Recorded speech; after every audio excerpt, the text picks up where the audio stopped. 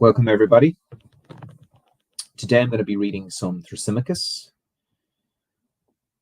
I have a very big interest in his section in Book 1 in Plato's Politeia.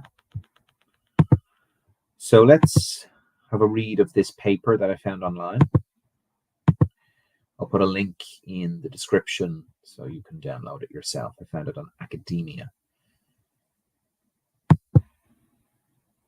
It is called Thrasymachus in Plato's Politeia by Ivor Ludlam, and it is out of Maynooth, which is just down the road from me. So let's have a read of this. Abstract. This is part of a forthcoming book analysing Plato's Politeia as a philosophical drama, in which the participants turn out to be models of various types of psychic constitution, and nothing is said by them which may be considered to be an opinion of Plato himself, with all that entails for Platonism.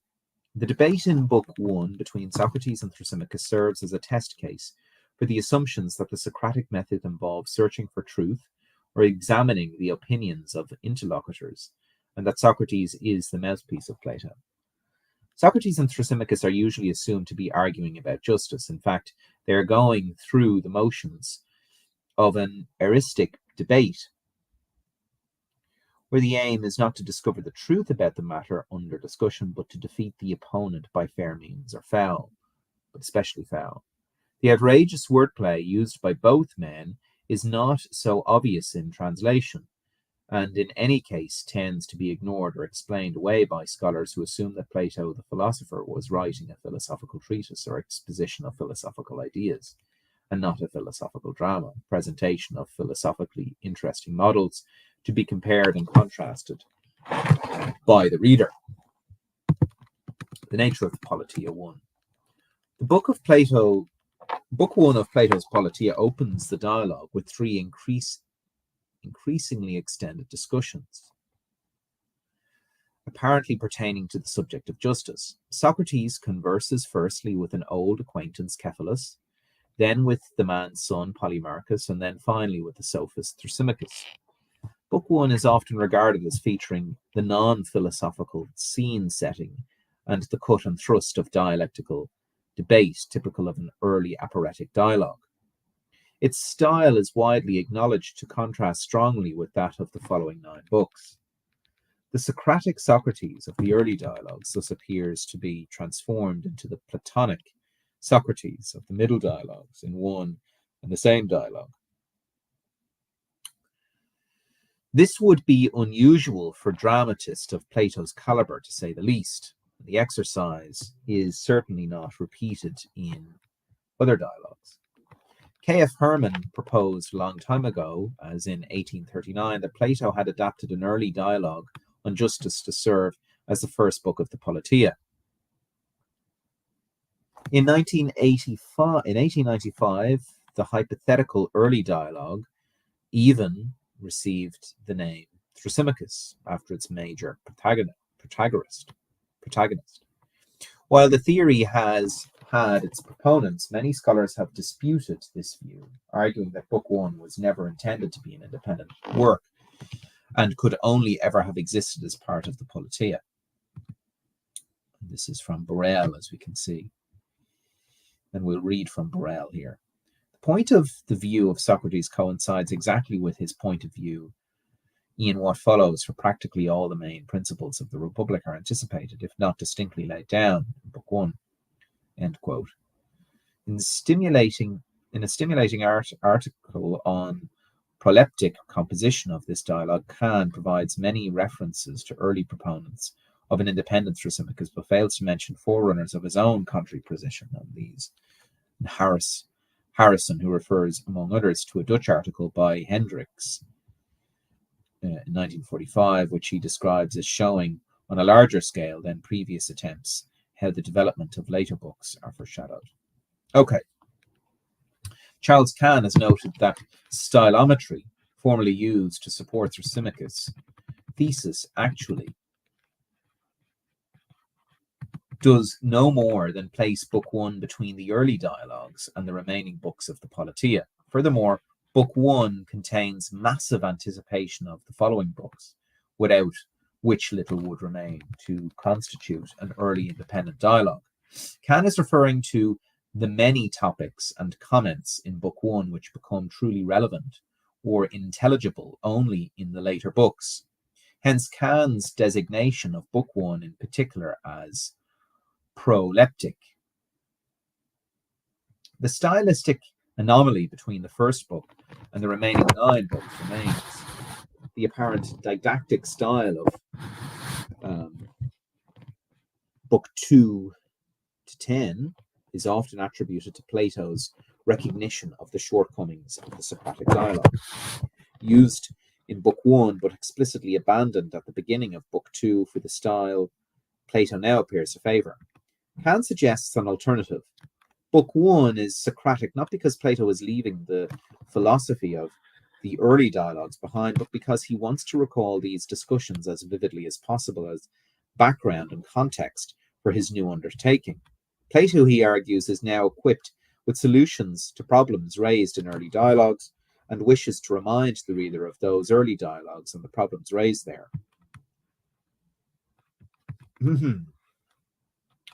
Far from establishing the organic unity of the Politeia, Kant's argument appears to confirm the stylistic anomaly, and independent supports the view that the Politeia is not one organic work, but a philosophical treatise sandwiched between 2 books, which may be detached without detracting from the import of the central portion. Were Kant correct, it would be necessary to conclude that Plato has never shown such dramatic ineptitude as he manifests in what is widely regarded as his masterpiece, the Politeia. Plato himself obviously thought that he was still writing drama in the later books of this work. As some scholars have recently pointed out, Socrates continues, for example, to engage in dialectic, and he uses the opinions of his interlocutors, for the most part, Glauco and Adeimantus. If, as someone claimed, the dynamics of ground rules of this drama have changed between the first and second books, then Plato would be guilty of a serious breach of dramatic consistency he adheres to in the other dialogues. So what's the footnote here? My book on the Politeia will show that Book 1 is an organic part of the whole dialogue, and furthermore that the dialogue is one consistent drama. While his positions may be inconsistent, Thrasymachus himself behaves in a manner consistent with the character he represents. This change in style between Book 1 and the later books is simply due to the new demands placed upon Socrates by the two major protagonists of the later book, Glauco and Adeimantus. Approaching Thrasymachus. In the view of many scholars, Thrasymachus is key to understanding Plato's intent in the Politeia. So we have a footnote 14. For example, Julia Annis, in page 34 to 33, describes research on the Politeia as it was 25 years ago. But the description applies almost as well to the present state of affairs. Quote, the arguments which Thrasymachus are in some ways odd. Everyone agrees what he says is extremely important for the rest of the Republic sets out. The answer to the challenge set by what he claims, this is made explicit at 35.8b. Unfortunately, there is much less disagreement over what Thrasymachus says, or what it is that Thrasymachus says. Okay. By the end of Book 1, Thrasymachus has been silenced, and Socrates, who is narrating the conversation, claims that at this point he considered the discussion over. He continues his narrative, however, at the beginning of Book 2, with an account of the subsequent challenge by Glauco, who wishes to see Socrates defeat Thrasymachus more convincingly. To this end, Glauco presents the position which he says Thrasymachus and many like him usually advocate, a position somewhat different from anything said in Book 1. It is, then, the Thrasymachian challenge as presented by Glauco, which Socrates purportedly addresses in the remaining book of the Politeia. Many scholars, however, seem to prefer the Thrasymachian challenge of Book 1, where whatever it is that Thrasymachus appears to be saying It is this which they consider to be Thrasymachus' true position, and not the one purported by Glaucon. Yet Thrasymachus in Book 1 has been notoriously difficult to pin down, partly because he appears to advance contradictory positions during his conversation with Socrates. Depending on how one resolves these apparent contradictions or fails to resolve them, various positions may be and have been attributed to him. Since the 1960s, analysis of Thrasymachus in Book 1 often begin with the listing of 3 propositions perceived to be held by Thrasymachus in the course of his conversation with Socrates. Justice is the advantage of the stronger, justice obedience to the laws, justice is another's good, one's own hurt. These accounts of justice, goes the argument, are mutually incompatible. From the point of view of the stronger, justice cannot be the advantage of the stronger himself and also another's good. From the point of view of the weaker, considered as the weaker subjects of the stronger ruler, justice as obedience to those laws disadvantages to the ruler conflict both with justice as the advantage of the stronger and justice as another's good. Many attempts have been made to show that one or other of the statements reflect the position which Thrasymachus is really meant to be holding in Book 1, while the other statements are subsumed under the identified consistent position. A subsequent cause for debate is the question whether the statement chosen to represent Thrasymachus' consistent position is intended to be descriptive or prescriptive. Furthermore, there is no agreement over the cause for consistency. Some, for example, seem to regard the identified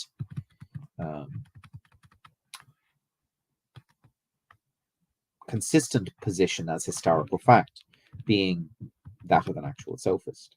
Thrasymachus, others require from Plato nothing less than a consistent position to serve as decent opposition for the serious argument presented by Socrates and Plato. Not everyone has argued for a consistent Thrasymachus. Many have found Plato's Thrasymachus inconsistent, but again, there is much disagreement, this time over the nature of the inconsistency. Whether arguing for consistency or inconsistency, scholars tend to share the assumption that the matter is to be settled by subjecting Thrasymachus' argument to logical analysis, as if this would determine Thrasymachus' level of comprehension or confusion. In other words, scholars on both sides of the divide tend to treat Thrasymachus as a thinker or even a philosopher, who is fairly or unfairly treated by Plato the dramatist.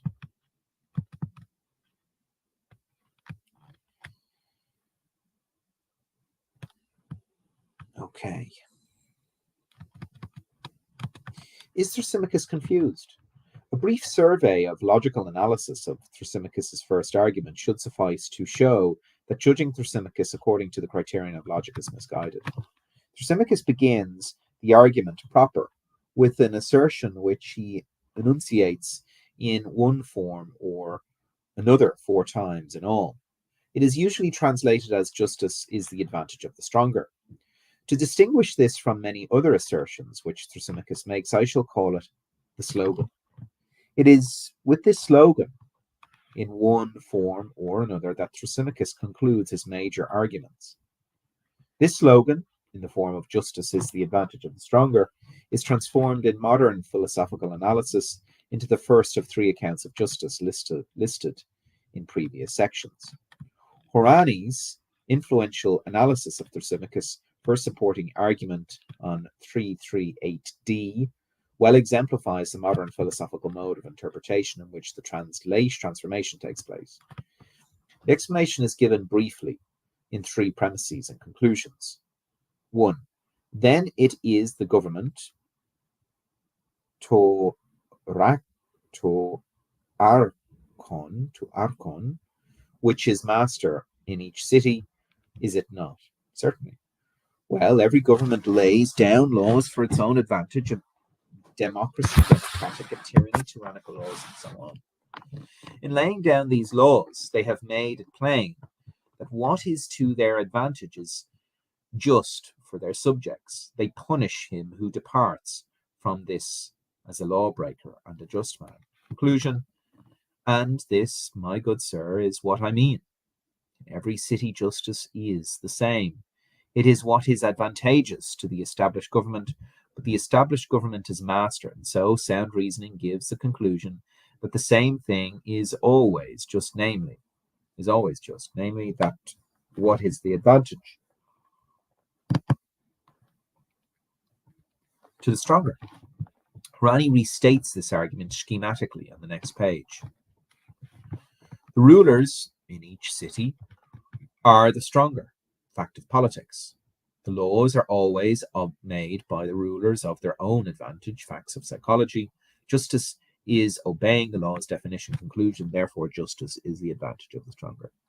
Rani's third premise, the definition of justice as obeying the laws, is henceforth in the literature the second account of justice held by Thrasymachus, an account usually explained away or subsumed to one of the two accounts of justice. Thrasymachus, however, proposed no such definition in the first place. It has been read into the text in order to make logical sense of the argument, as becomes more apparent at the end of Rani's analysis. So let's read this again. What has been subsumed? Rani's third premise, the definition of justice. Here it is. As obeying the laws is henceforth in the literature the second account of justice held by Thrasymachus, an account usually explained away or subsumed under the other two accounts of justice.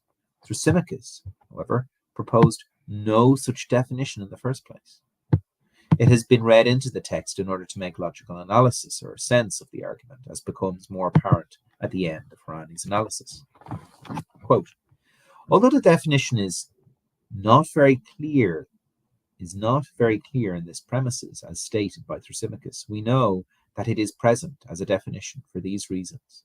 A, it is basic to the argument, which would collapse without its link, for without it there would be no connection between justice and the rulers. And B, in the passage which follows immediately afterwards, Socrates, in cross-questioning Thrasymachus, makes it plain that he understands obedience to law as one of the supposed definitions offered by Thrasymachus. Ever since Rani's article, this definition of justice has been generally accepted as part of Thrasymachus's argument, whether it is treated as Thrasymachus's true position or not.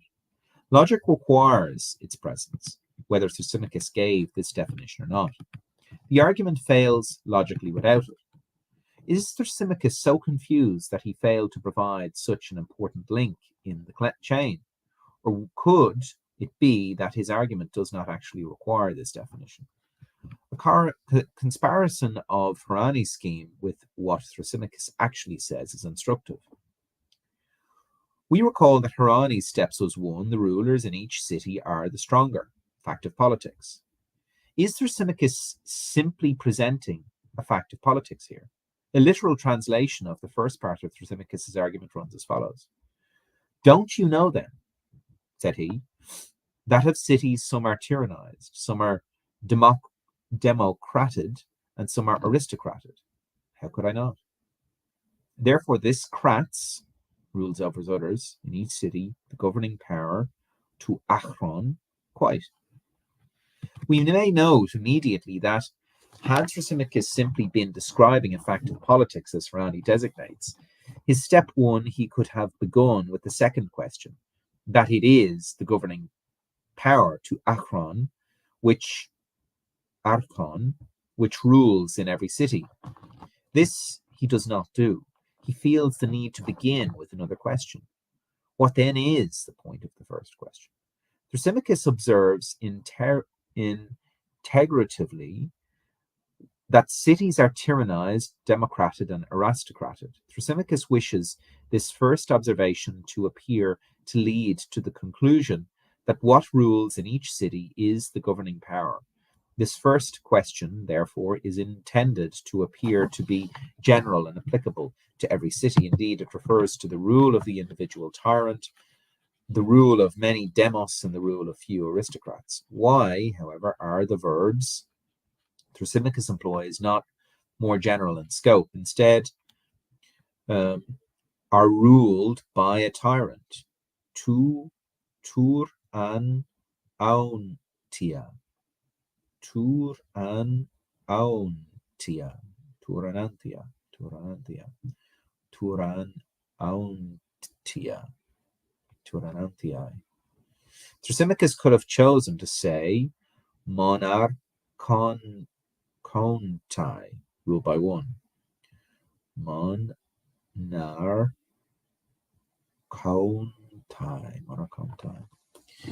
to denote all forms of rule by one person.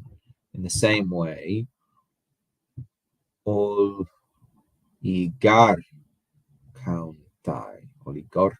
So we can see Teranantantai, monarchy, oligarchy, aristocrats.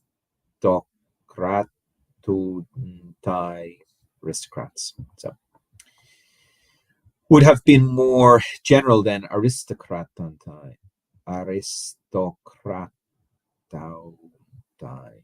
The verb which Thrasymachus chooses to use.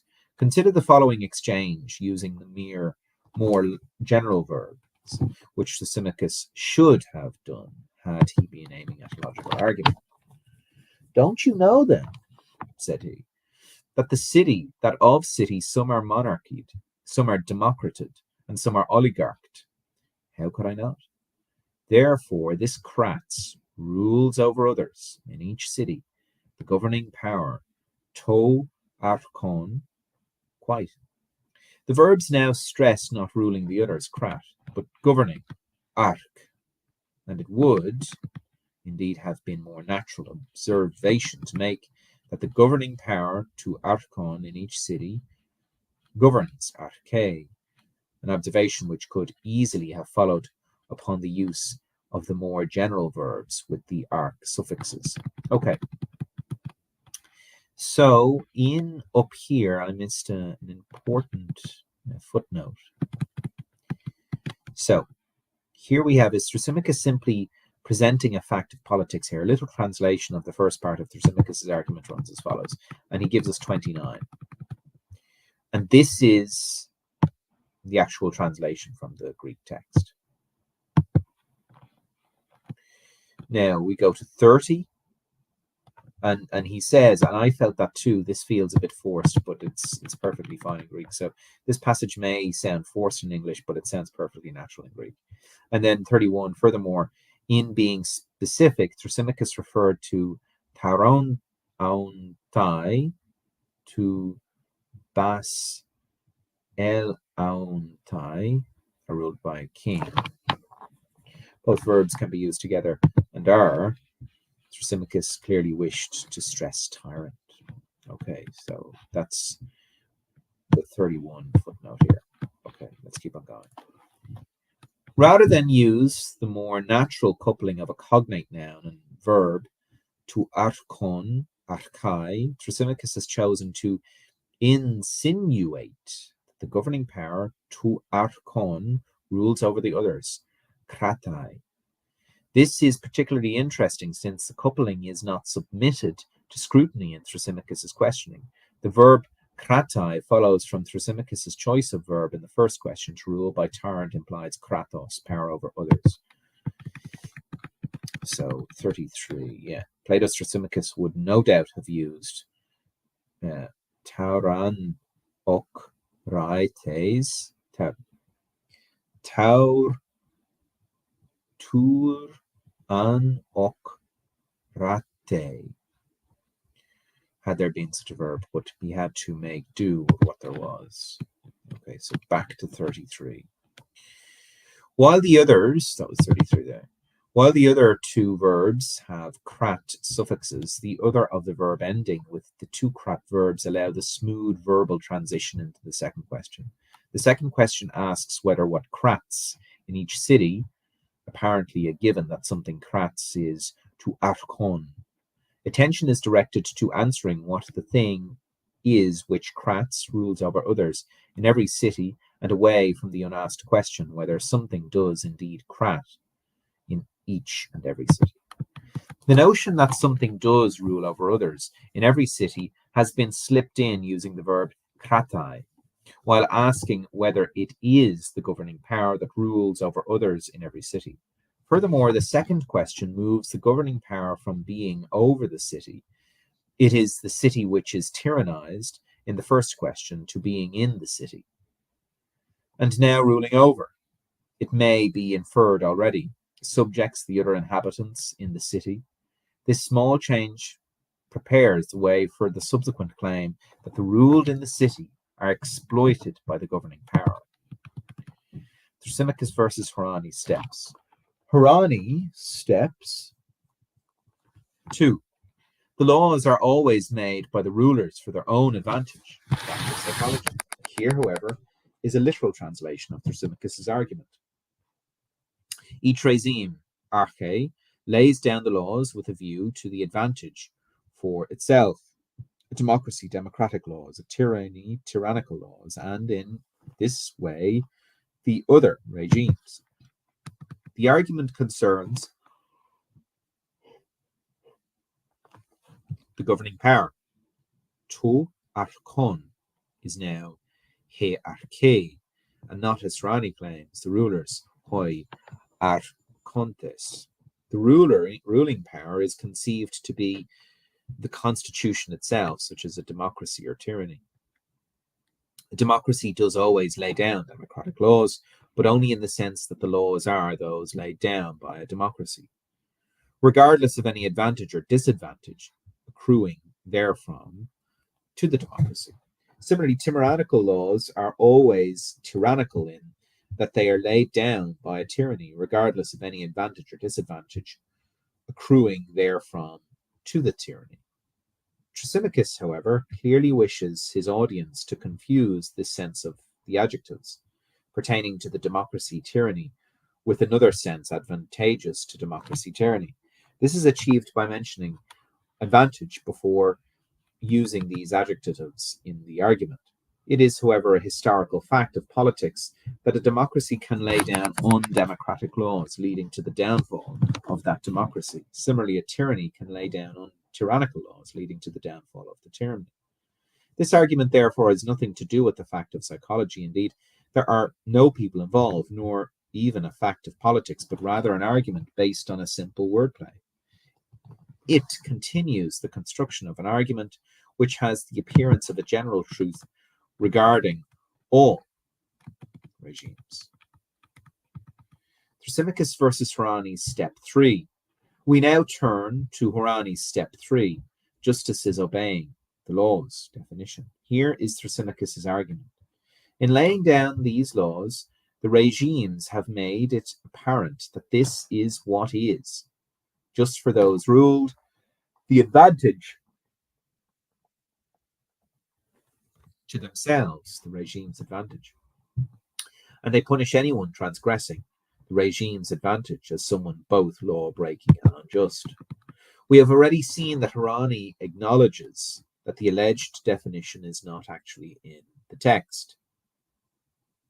To be more precise, I submit that definition is deduced from misinterpretation of the text. Hierani regards the ruling power as rulers who intentionally and arbitrarily define their own advantage as just. Hierani is not alone in this interpretation. Scholars have usually taken the verb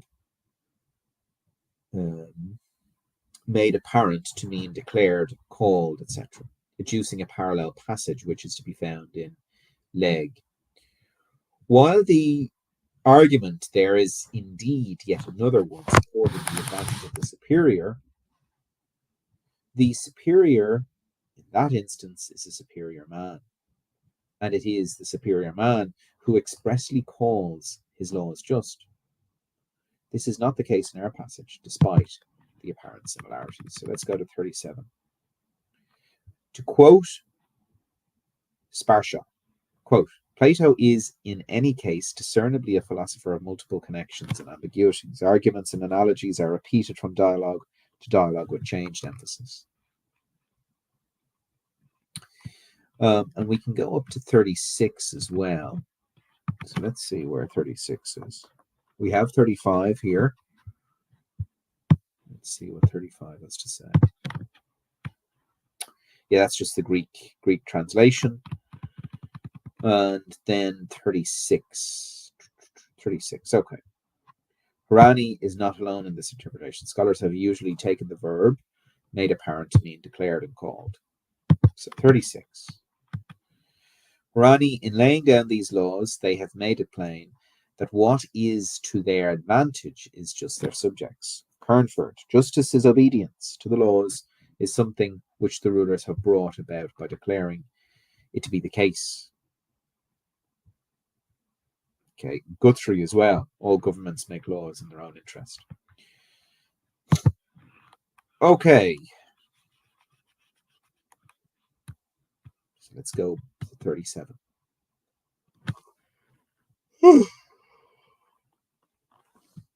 The verb may mean declare in certain contexts, but it cannot have the meaning here.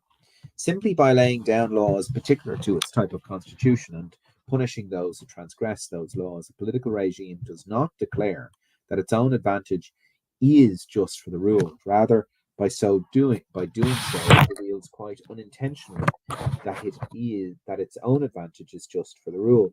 It is, furthermore, inconceivable that regimes in the abstract would look to their own interest, let alone declare what is to their own advantage. The superior man of the laws passage, being human, is able to both look at his own advantage and declare it to be just for the ruled. The sense of the sentence in our passage requires to have its more usual meaning of they made apparent.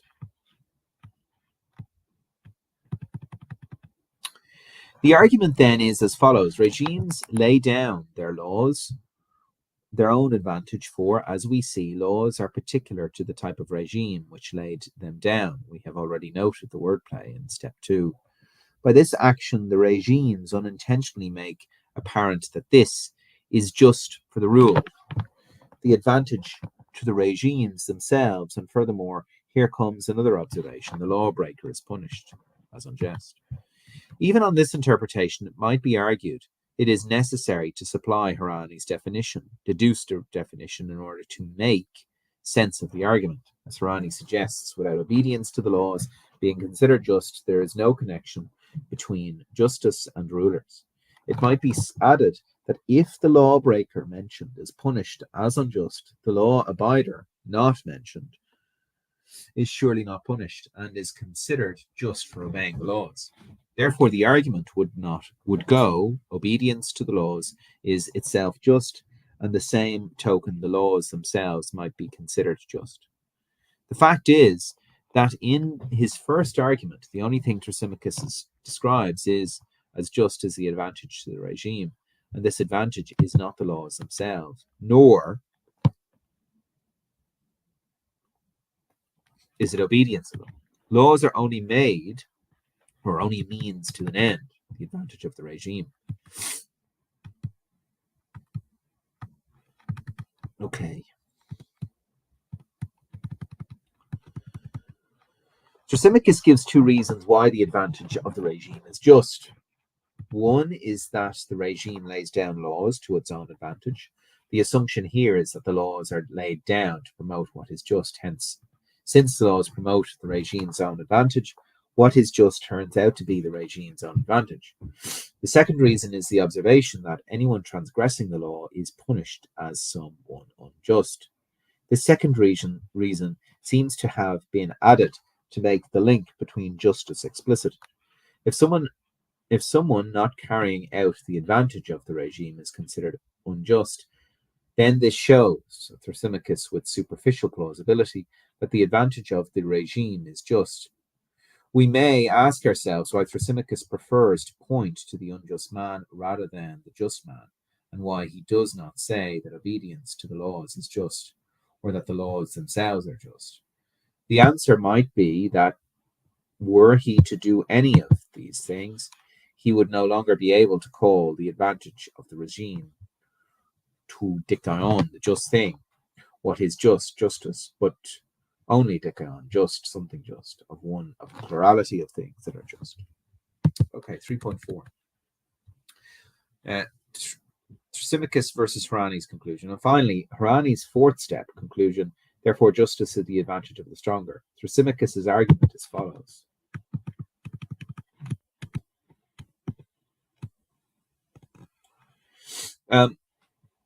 This, then, O best of men, is what I say is the same just thing in all cities, the advantage of the established regime, arche, and this, the regime, anywhere kratai, rules over, so that it follows for anyone reasoning rightly that everyone, the same thing is just, the advantage of the superior.